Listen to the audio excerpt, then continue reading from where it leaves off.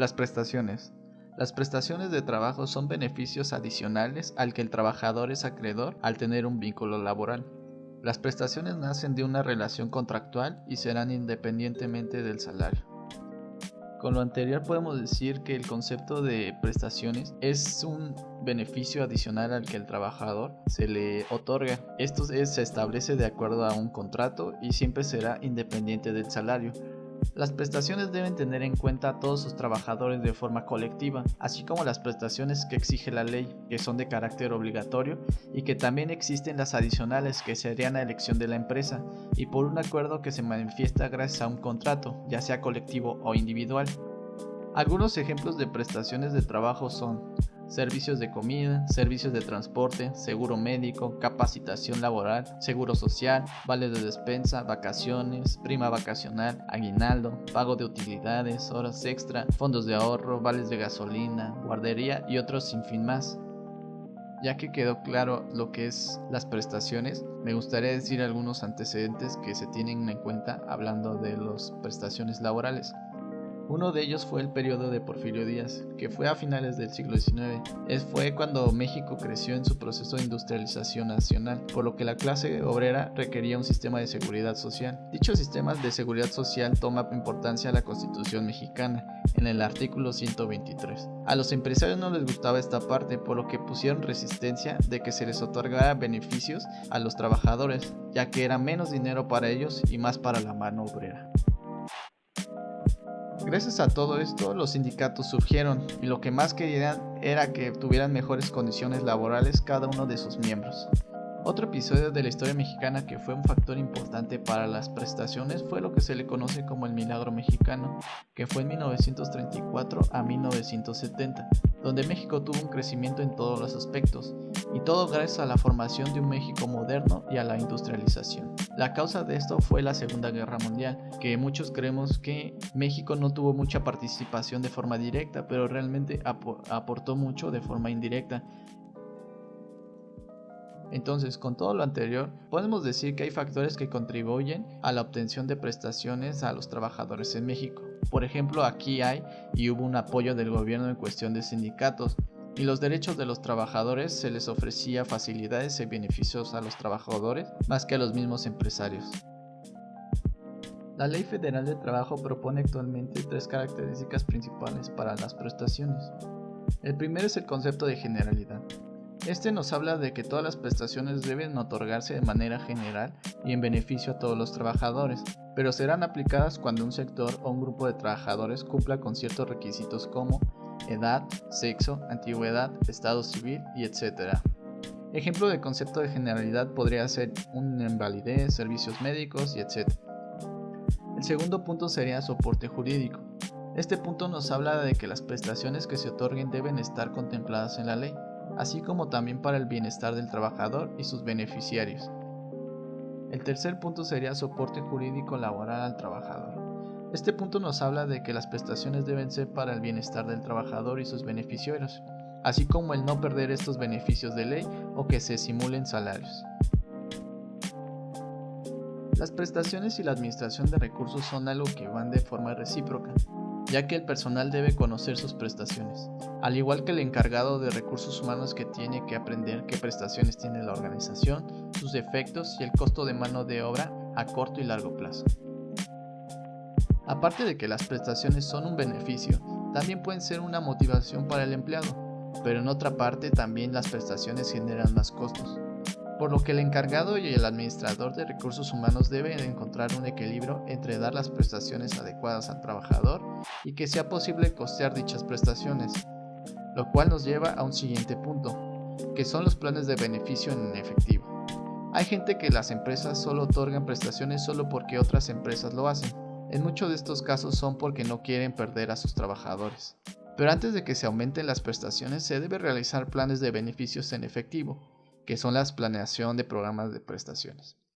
Para hacer estos programas de prestaciones se debe tener en cuenta algunos puntos, por ejemplo la misión, visión, valores y los objetivos de la organización, ya que como son cultura organizacional, se toman las decisiones más importantes con respecto a ellos. Un claro ejemplo es las prestaciones, ya que las prestaciones deben satisfacer la cultura organizacional. Otro punto sería la participación de la empresa. Esto nos habla de que el sistema de prestaciones se debe realizar un análisis de cómo afecta a la organización, que si tiene mucha o poca importancia y de posibilidades reales dentro de la organización. El tercer punto sería programa de comunicación de las prestaciones. Este nos habla de que hay que buscar una manera efectiva y eficiente de comunicar las prestaciones, ya sea por revistas internas, boletines y etc., para evitar malos entendidos y chismes de las prestaciones.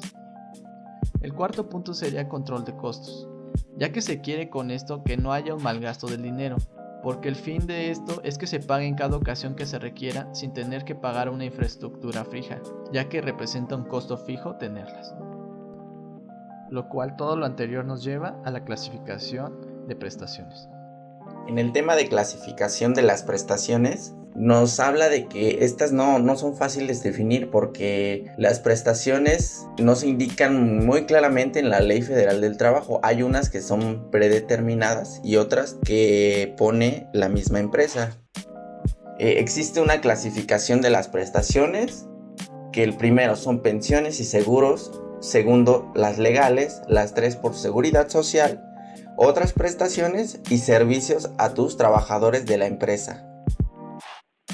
Las pensiones y seguros se dividen en seguros de vida, seguros de gastos médicos y pueden incluirse otros seguros o pensiones, pero siempre y cuando se asemejen a las anteriores. Para los seguros de vida, estas se les conoce como prestaciones más antiguas que han llegado a existir.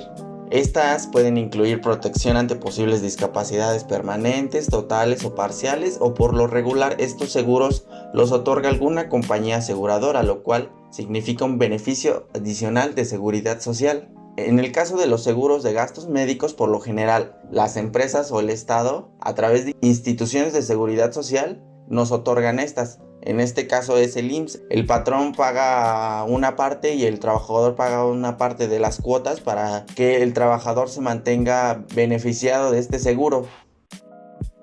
En el tema de las prestaciones legales, aquí se agrupan todas aquellas prestaciones o beneficios del que goza el trabajador a ser contratado por el patrón. Por ejemplo, en los días de vacaciones que se te otorgan, la prima vacacional, la prima dominical, los días feriados y otros privilegios que se establecen. Estos pueden ser mayores a las de la ley o hay un tope fijado por la ley. Otro de estos es el aguinaldo. Este es un pago que se entrega a los trabajadores, es como un salario adicional a las 12 mensualidades. Esto equivale a 15 días por ley y su pago puede ser monetario o en especie. Este es irrenunciable y es obligatorio. Se tiene que dar antes del día 20 de diciembre.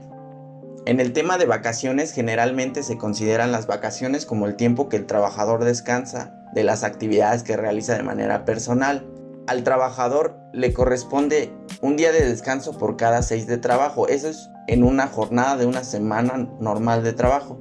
Pero estos no se consideran días de vacaciones, se consideran días de descanso, por lo cual no afecta en los días que se le otorgan de vacaciones totales al trabajador.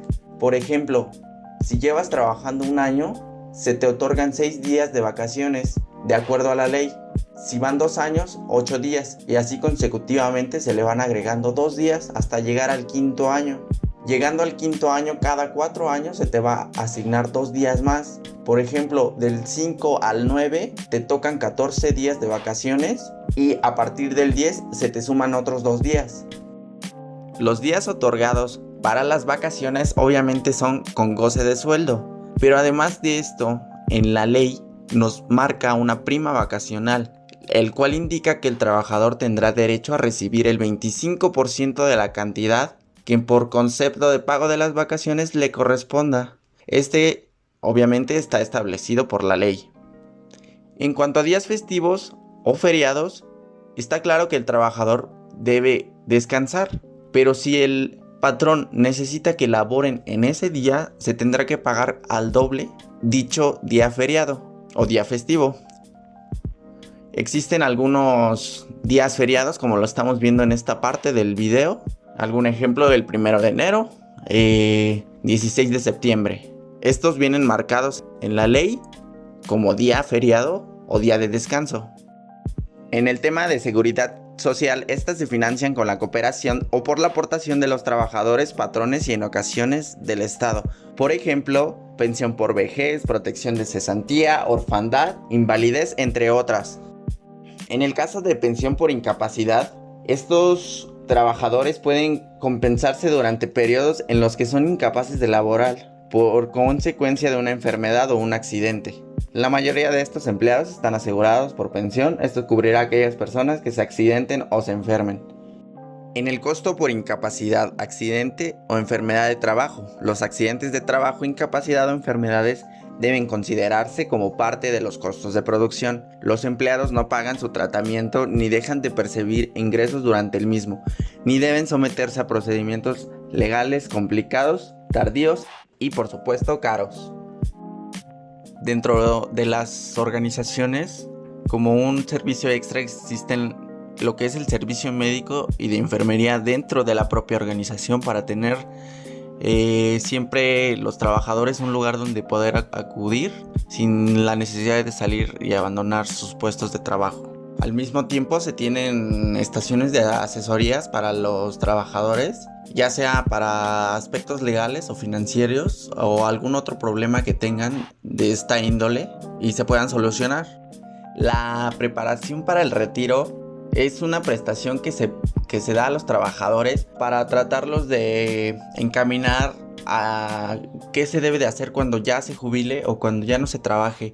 Esto es muy importante porque muchas veces los trabajadores no saben qué hacer con ese dinero o qué hacer con tanto tiempo libre. Esta prestación es para eso, para encaminar a los adultos a cómo tomar su vida después del retiro o del júbilo. Otros métodos de pago de pensión por jubilación es el método de beneficio variable. En este plan se va acumulando un porcentaje del sueldo del empleado más una contribución de la organización. Además, se puede convenir que en una parte de las utilidades de la organización se utilice para tal propósito. En caso de que se emplee el dinero, es posible convenir en que se pague un interés. Otro de los métodos es el sistema de fideicomiso. Este consiste en contribuciones al fondo de pensión se coloquen en un fideicomiso. Los fondos se invierten y son administrados por los fideicomisarios, que representan a la empresa y al sindicato, constituidos como un comité técnico. La siguiente es un problema de capitalización. Que una pensión se dictaminó hace 20 años pudo haber sido adecuado para ese momento, pero para el momento actual en el que vive ya no es adecuado para términos de costo de vida actual. Entonces entran los sindicatos a defender a estos trabajadores para que se les pueda brindar un poco más para que el costo de vida se mantenga. Continuando con otras prestaciones, existe lo que se llama formación de fondos independientes. Esto es que los empleados que no estén cubiertos por una pensión puedan ahora establecer su propia cuenta individual de jubilación. Esto se realizará a través de compañías financieras, bancos y compañías de seguros. Es posible que el trabajador contribuya al fondo destinado un porcentaje de su sueldo de forma independiente. Para todo esto hay un problema, que es la transferencia de fondos. Uno de los problemas de los sistemas de pensión son la forma de la transferencia de fondos. Para esto algunos sindicatos y asociaciones de empresarios han desarrollado sistemas de pensiones transferibles que permitan a todos los empleados de la empresa acumular los recursos en el mismo fondo de pensión.